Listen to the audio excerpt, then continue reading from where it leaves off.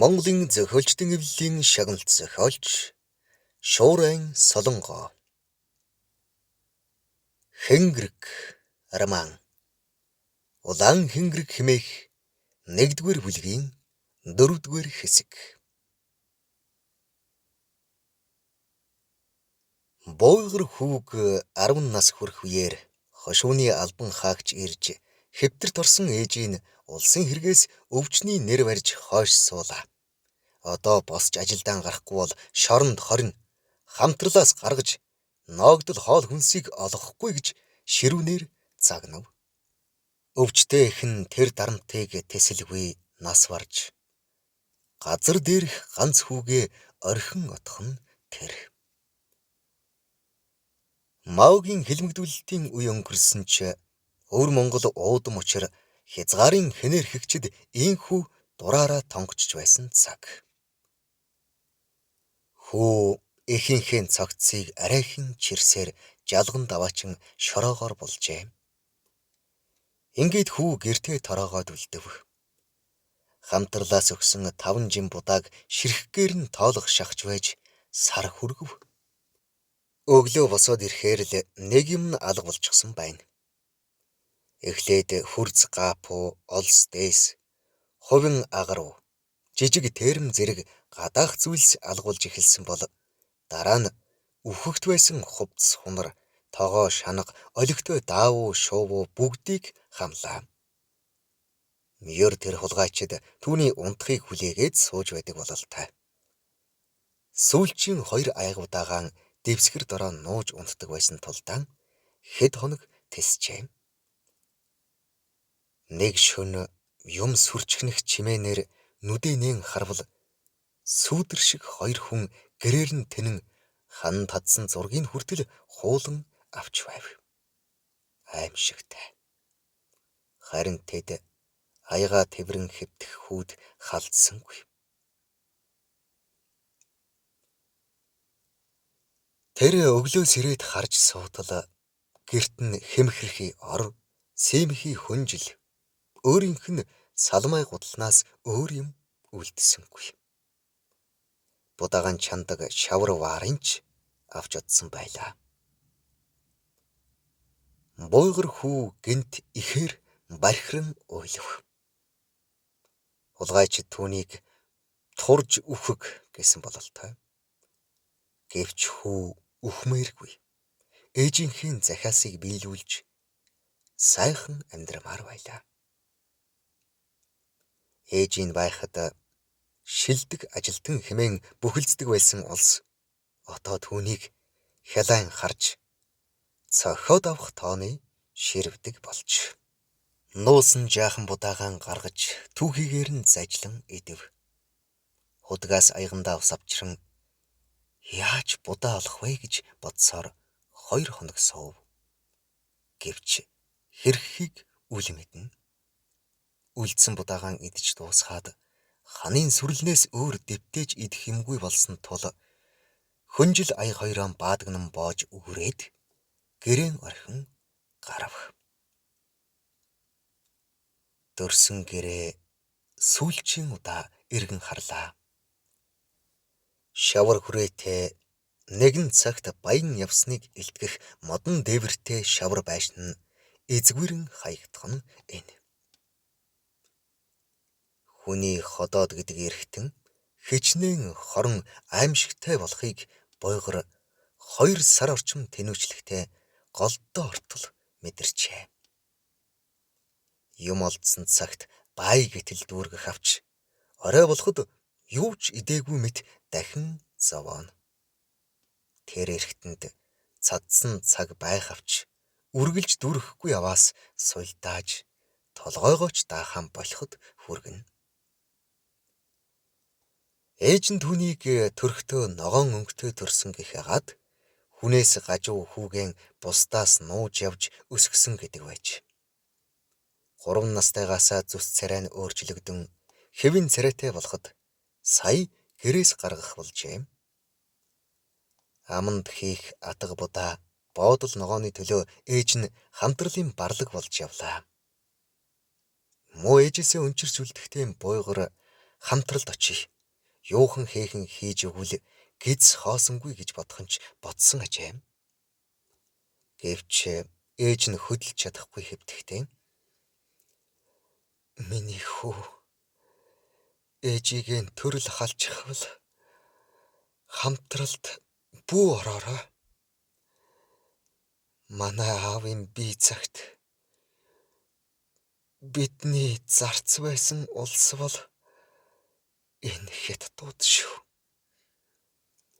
Чи бол омог төгөлдөр Монгол угсаатан яаж чадарсан хятадуудын усан ногоо гидэж нохой гахай шиг явах ёсгүй.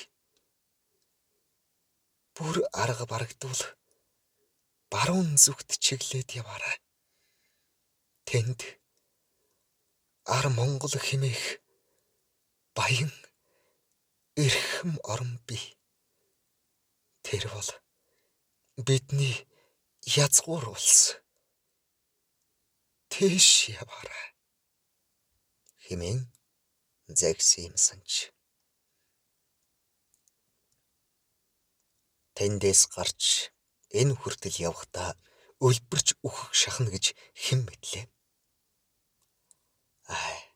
Аимшигт орчлон. 10 настай түүнд бол бүр ойлгогдошгүй зүйл. Нэг өдөр 4 дугуйн салах шахсан модон тэрэгтэй гуйлагчтай таарчээ. Түүний бөгсөн бие муу 2 гараар дугуйгаа эргүүлэн явдаг бололтой. Тэр хөрхилтэй хөгшин буйгрыг хармагцаан наашир гэж дохив. Өвөр дээр нь буй ганц нэг ааруулаас гордон очвол мөрийсэн амаа жавэлган удаан ширтснэ. Тэнгэрийн тамгад хүү чамайг удаан хүлээлээ. Алив энэ ааруулыг ид гэд хоёрыг авч өгөв. Улмаар савтай ус өгч гол оруулаад намайг түрээд яв гэлээ. Хүү хөнжлөн үрсэн хэвээр түүнийг түрэн алхахад модон тэрэг нь тийм ч хүнд биш ажээ. Зөрсөн монголчууд түүнд их сайн бололтой. Бодонтгой манайхаар саатаарай хэмээн хүндлэх аж. Буданд тэдэнд 3 өдрийн хойно хол явна. Асууж сурах юм байвал гэрт хүр гэж хэлж явв. Хаадна вэ та? Мөргөлийн ажлаар хол явна. Дахин энд ирэхгүй тул бүгдийг нэхэж мэд гин.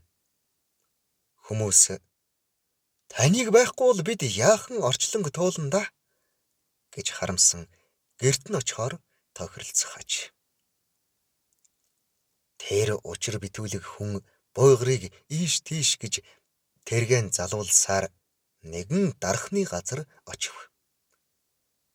Буданд гуйг тэргнээс нь буулгасанд бяцарсан хорхой шиг бөксөөн чирэн дээш харж хэвтэв. Тэнд зоос мөнгө өгч өнөөх тэргэн хадуулж ижил дугуй сэлт бэлдүүлв. Лида чи хэлдэ. Чиний хадсан энэ тэрэг ордос хурж барах уу гэж хятадаар асуухад дархан хол шүү. Тэр хүртэл явах төмөр тэрэг олдно доо. Та олон хүнд буян болдог хүн хэн ч цааргалахгүй босуу гэхэд тэр буйгрыг зааж би энэ жаалыг тэнд аваачих ёстой. Заавал хүргэх учиртай юм гэвэ. Та дөхөн очих унаанд суугаад тэндээсээ явбал болно. Бас хэлдэг үг байна шүү. Жимпантай уулзъя байц.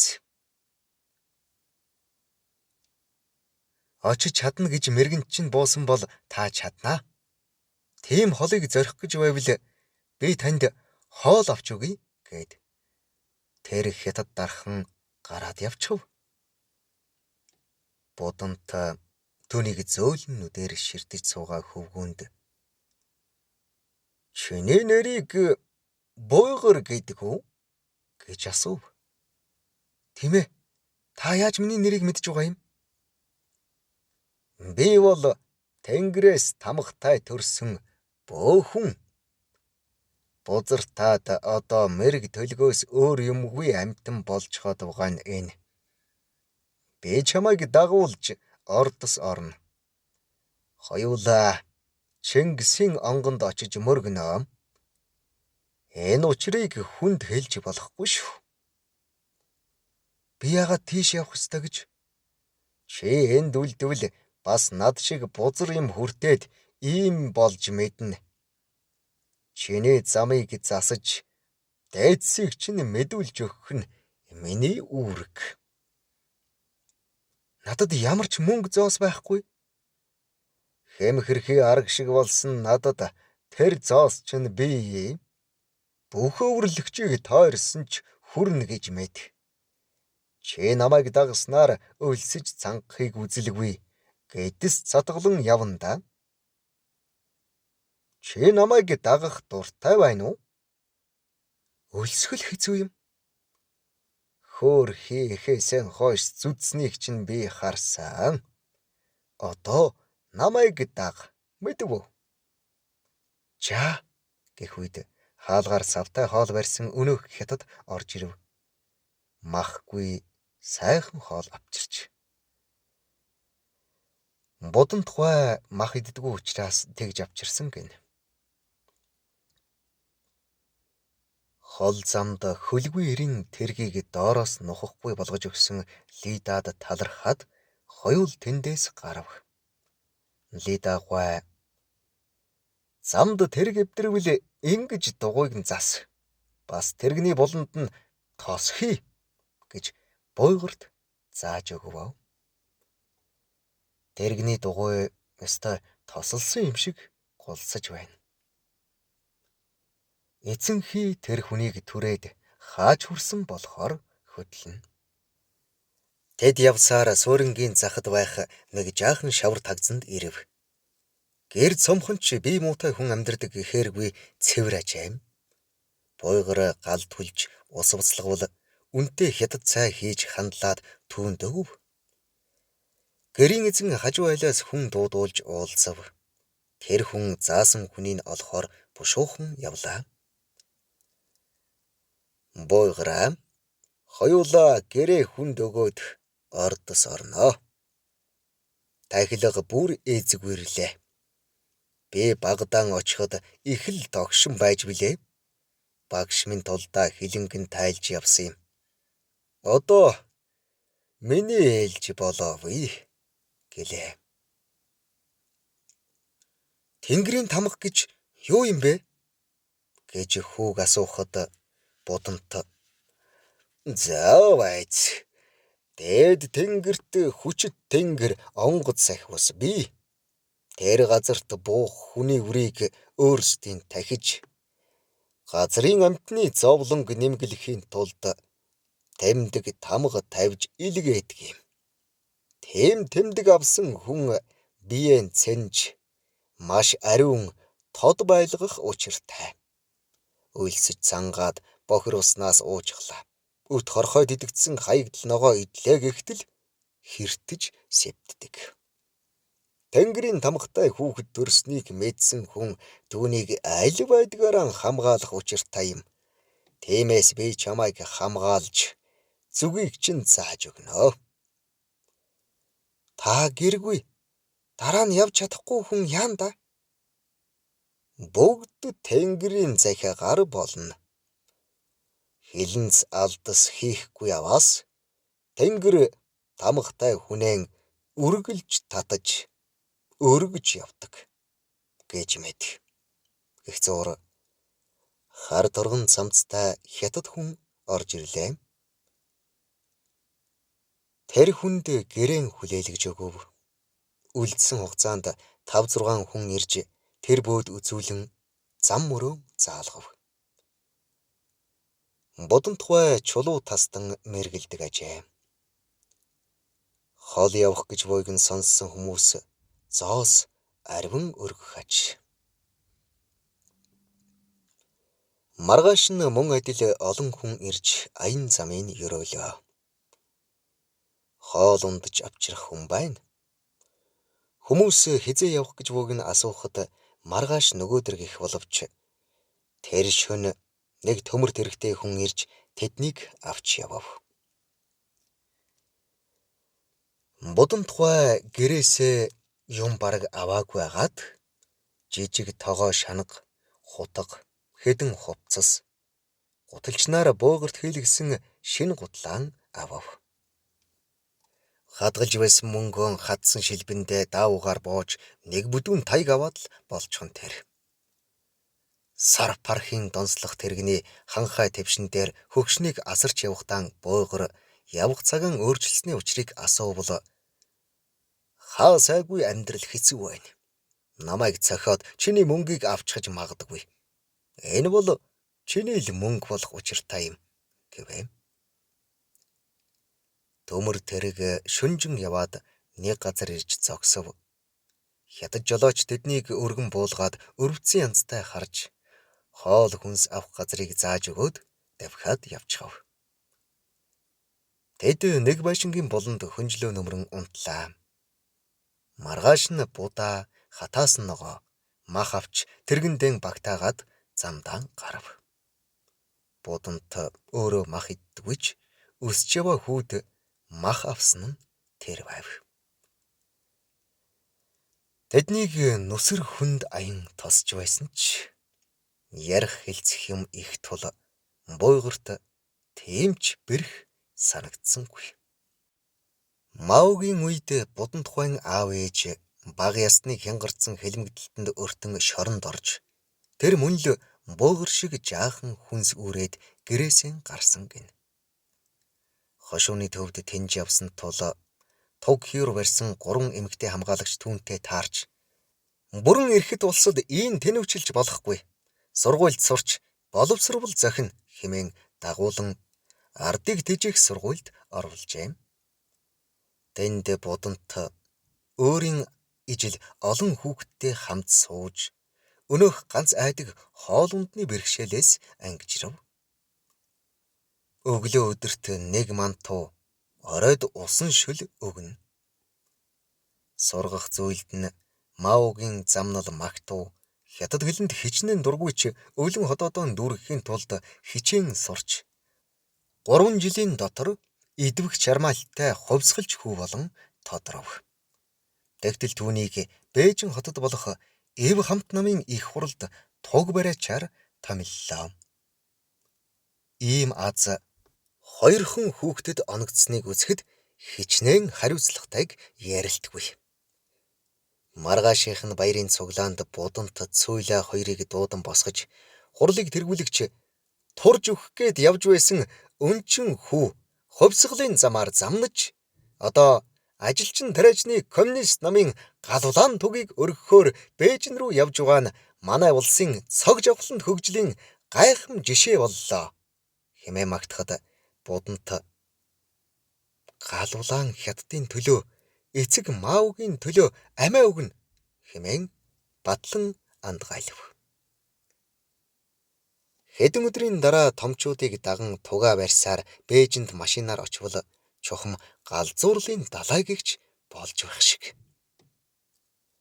Эвт намын төлөө амиа өгнө хэмээн шууд хоолойгон хэрчигчж таарав. Ийм олноороо галзуурна гэж байх уу? Эвтээ найртай Маугийн хамгаалагчид жагсаалын дараа хоорондоо зодтолдчих байх шиг. Эрүүл хүний нүдээр үзвэл чухам холиом бантан гэгч мөн. Юугаач мэдэхгүй хаашаач дайрахад бэлэн бөөн хүн сүргэл явна. Тэр бужигнаан дунд будант өөрийн хошууны төлөөлөгчдөөс салж төөрөв. Арай их мантуу олж амаан хөдөлгөөд байтал хэсэг машинтай хамгаалагчид таарлаа. Тэд руу явж хувьсгалын дөлийг дүрлзүүлнэ хэмээн таарлцсан бүрийг явъя гэж урайлан дуудахаагаад хажуугаар нь гарах гэсэн будантыгч өргөөд шууд машины твш рүү шидэхэн тэр. Будант хятадаар би өөр Монголын хорооноо улаан хувьсгал дүрлзүүлж байгаа хүүхэд гэд буухаар зүтгсэнд нэг залуу чи руу явж хувьсгалын үүр гихийг хараад очвол шууд баатарлан тулдна гэд машинаас буулгасангүй. Будант хариуцсан эсэргүүц чадлагүй улаан галзуугаар хийрхэх залуусын игнэнд орж Маугийн магтууг дуулалцсаар олон өдрийн дараа хүрв. Замдаан аль таарсан айл гунрын хүнсийг булаан авч байсан тулдаа амьд иржээ. Тэднийг хүч нэмэгдүүлэн ирлээ хэмээн баярын жагсаал үүтгэн хүлээж авсан бөгөөд хашгиралдан угтахыг хараад галзуучуудын хотод ирсэн чинээ санагдан айв. Юм л бол урайлан дуудаж, юм л бол хийрхэн орилдох тэр хүмүүс дунд өчүүхэн будант юуныхаа дөлийг дүрлзүүлэх вүлээ. Жагсаалын дараа тэднийг хуралд аваачиж өрнөж буй хувьсгалын хэргийг хэлэлцэн. Хурал дуусмагц том танхимд зассан хоолны газар орууллаа. Хүн болгон дуртайгаан идэж арх уун нэг нэгнээс давж дуугарах гэхдээ гагцхүү хашгиралдан ярина.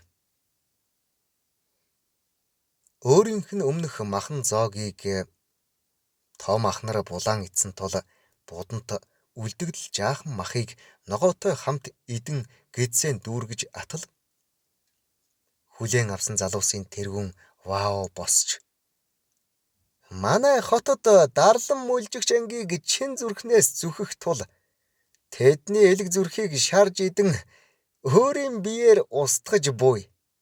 Та бүхэнд хамгийн эсэргүү Бяабагшийн махаар зоог барьсан. Одоо тэр хизээч улаан коммунизмын эсрэг эцэг Маог муушан ярьж чадахгүй болжээ. Хувьсгалын дайснуудыг үзэл суртлын халуун тогоонд чанаг тун гэж урайлахад тэнд байгсад игээ галзуурсан мэт цавгачлаа. Будант хүний махан зоог эзнээ мэдээд ширээн доогуур сэм шургаж бөөлжив. Дахин хизээч хоол идмээргүй санагдсанаар үл барам. Яаж эндээс ам гарах вэ гэдгээл тунгаан бодов. Сайн дураар галзуурсан тэднийг архитаж годомжинд гарна дуртай зүйлэн шатаан цэнгэхэд будант ширээн дээрээс жигэнсэн тавг будааг авч цаасанд боон цүнхлээд гарч гүйжээ. Шүнжин гүйгээд машин тэрэг олсонгүй. Нэг хэрмийн хажууд сууж өнөө будаанаас хоёр атхыг өмглээд дахин өлсөх аюул тулгарв зай гэхдээ үлдсэнийг хямгадав. Өөрийн байдлыг үзвэл зүг чиг байхгүй газар ирсэн ураг илгнээсээ холдсон төрлөх монгол хэлээр нэг л үг хэлбэл энэ улаарсан хүмүүст алагдах аюул бий тул хичээн бодлоо. Гэнт харанхуй тэнгэрт цагаан гэрэл гялсхийв. Тэр бол цагаан солонго байлаа. Энэ бол түүнд хаанаас ч юм ирдэг дохио билээ. Магадгүй аавынх нь ярьсан тэнгэрийн дохио дуудлага биз.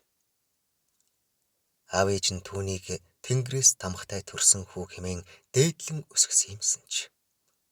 Дэнүүжилж явхад толгойгоо даахаа болчихсон үедээ тэр энэ гэрлийг харж тийш яваад хоол олж аврагдж байсан үе чи бий. Тиймээс будант ямар ч эргэлзээгүй тэр зүгт алхав.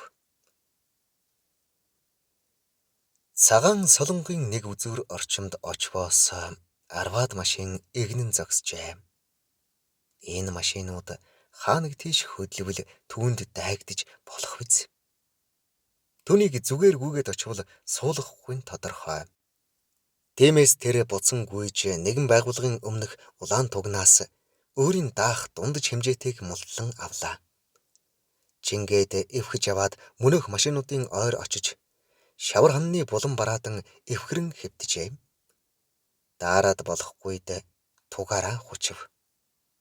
Үүр цайж машинууд асах чимээнээр тэр сэрлээ.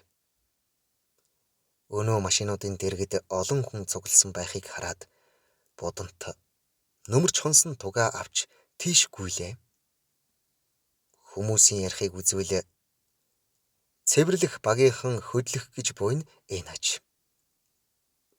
Тэр яаран нэг машин руу хурч "Маа дарга манддаггүй" гэж хятадаар орилсон нэг бүсгүй. "Чи аль хэсгийнх вэ?" гэж асуув. "Бээжингээс ирсэн хүч нэмэгдүүлэх багийнх. Намайг та нартай явж цэвэрлэлц гэсэн" гэвэл тэр бүсгүй гараас нь татаж машины твш рүү чангаав. Гэнт араас нь нэг хүн угзархад эргэн харвал түүнийг энэ хотод ирэхэд хүлээж авсан вау дарга байх нь тэр. Будантыг өчигдрийн хуралд нэрээр нь дуудан босгож "Хамгийн бяцхан хүч нэмэгдүүлэгч. Насыг харгалзалгүй эвлэлд элсүүлий" гэж өгдөөж байсан тул таньж орхисон бололтой. "Вау. Чи хаачих нь вэ? Ховсголын эргээс зүхтэж байна уу? Алив, үүнийг буулга" гэхэд нөгөө хэмэгтэй гайхснаа түүнийг машинаас түлхэн буулгахаар шамдав. Будантаа хичнээн ноцолдсон ч өөрөөс ахмад хоёрт дийлдэн газарт хөсөр унав. Машинаас туг инч буулгав. Вау түүний цамцны захаас атган аваад "Чи энэ тугийг хаанаас авсан бэ?" гэж зандрахт нь "Нэг байшингийн үүднээс" гэж үннээ хүлээв. "Ховсголын улаан тугийг хулгайлна гинэ. Хөөй залуусаа. Ховсголын хэрэгээс хойш суугчийг үз" гэж арилахад зүсүдсэн хэдэн залуус гүйн ирж чи зорьсон зорилгоосоо ухрах нь уу гэж хашгичав. Буданд хөө "Би ховсголын хэрэгээс ухраагүй. Энд үйл хэрэг сайн явааг хараад очиж цэвэрлцэх гэсэн билээ" гэж эрэм мууран бие өмгөөлсөнд вау. Зугтсан эвлэлийн гишүүнд тайлбар байж болохгүй. Бас туг хулгайлсан байна. Талбайд аваач гэлээ. Туслахууд нь түүнийг нохой шиг чирсээр өчигдөр эрэхт нь хүлээн авсан талбайд аваачлаа. Түүнийг хоёр хүнээр сахиулсанд буданд хаашаач хөдөлж чадахгүй. Шороонд худгалдан суув. Түүнийг одоо ховсголт шүүхээр шүүн таслах болно. Алж махыг идчиж магт. Төдөлгүй олон залуус цуглахад өнөөх вау будантыг тавцсан дээр чирэн гаргаж "Урд шөнө манай жавхлан дэвлэлээс урвагч төрлөө. Тэр бол Буйда гэх Бээжингээс ирсэн гишүүн. Тэр саяхан цэвэрлэгээний багтай хамт нийлэн зугдах гэж байсныг ховсголт хурц хараагаар олж илрүүллээ. Бас манай ховсголын тэмдэг болсон тугийг хулгайлсан байна. Ийм урвагчийг яах ёстой вэ?" гэж түүнийг заахад цуглагсад "Шүүгтүн! Шүүгтүн!" гэж орхилдов. Бээжингээс хамт ирсэн өнөө Ли эндэрт үсрэн гарч малгайгаан өргөөд "Буйда нийслэлээс ирэхтэй их дурамчхан байсан бөгөөд энэ бол түүний нэгдүгээр ял мөн. Хоёрдугаар ял нь тэр ховсголын улаан галд бэхжээгүй. Хаашаач урван шарвж магадгүй нь түүний зугтснаар илэрлээ. Гуравдугаарт туг хулгайлсан. Тиймээс түүнийг сурган хүмүүжүүлж цаг алдалгүй амьдаар нь булж цээрлүүлвэл зохино" гэж хашгирлаа. Улайрсан залуус "Бул" гэж хашгирцгаана. Ингээд л шийдэгдэх нь тэр. Өнөө өглөө ээлж цуглаанаа хийхэд тэдэнд шалтак байгаагүй хагаад хөөрхий будамт зугтах гэж яваад баригдсан нь шалтак болж орхисаач. Өвөр Монгол хүүг буулгах ажлыг хамгийн цогтой тэмцэгч 5 гишүүнд хариуцуулаад тэд ховсголын нүргэн болсон жагсаалан хийхээр итгэл төгс явцгаалаа. Өнөөх 5 гишүүн түүнийг тавцангаас буулгаж хэдэн талаас нь хашин алхасаар хотын захад хурж ирлээ. Ногоогоо манж байсан нэгэн өвгний хүрзийг булан авсан агаад нэгэн газрыг зааж "Энд ух" гэж дүрмд хаж. Буданд түүнийг хэнч аврахгүйг мэдэх тул хүрзийг аваад баяр баясгалантайгаар булшны нүхэн ухаж гарав. Ашгүй умбарсан зөөлөн шороотой газар байсан тулдаа хагас цаг ноцолдоод метр гаруй урттай 2 тохой гүн нүх ухаж чадлаа.